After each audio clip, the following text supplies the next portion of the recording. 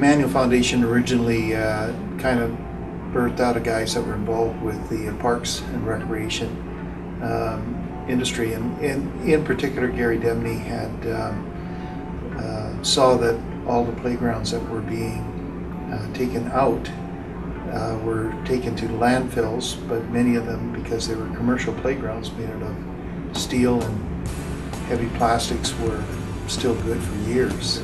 He had two good friends, one with the Calgary Board of Education, one with Calgary Parks, that he said, listen, if you guys will keep them in good condition when you take them out, we'll start a foundation that can maybe provide play for children that have no play available to them around the world. So that's how it started. We had really a hot experience, like it was very hot, the temperatures to work in. All of that seems like nothing at the end. You know, when you see the kids over there and you know that's why we did it. So this is after our first day.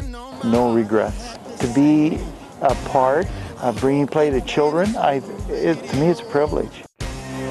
Give me a chance to let somebody know that we can change the world. One boy, one girl, one person at a time. In time. The way that the kids themselves worked to make this happen, just to see them from shoveling sand to carrying water to trying to mix concrete to trying to help with the nuts and bolts, like the whole time there was just this sense of anticipation that they had, and then they're just waiting.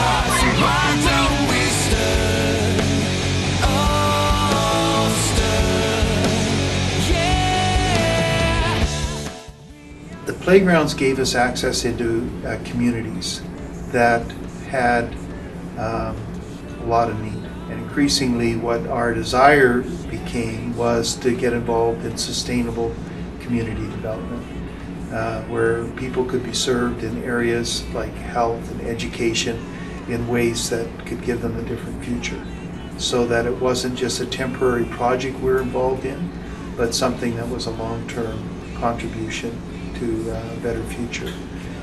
Water, for example, when we saw the water was bad, that the children were drinking, and where it was affecting their health, which affected their education, which affected their future.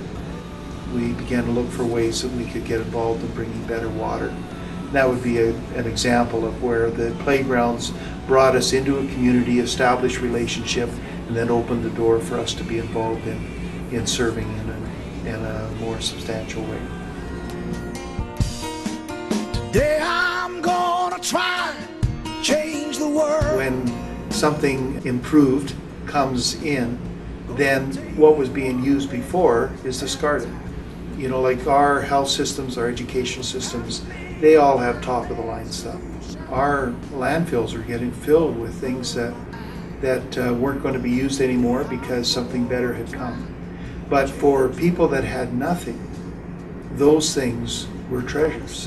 We had a lady that had grown up in a village in Sierra Leone, and that village was very poor. Then the war came, and she ended up in a refugee camp, and eventually she got immigration status to Canada.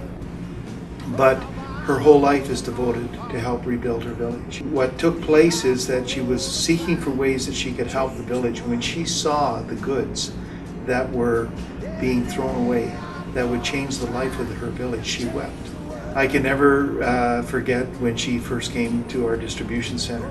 I mean, she was just overwhelmed and just said, this could change the children's lives. She's built an elementary school, a health center, and now a secondary school back in her village. But that's an example of where we increasingly saw that sustainable transformation could be aided by goods that were no longer being used here in Canada.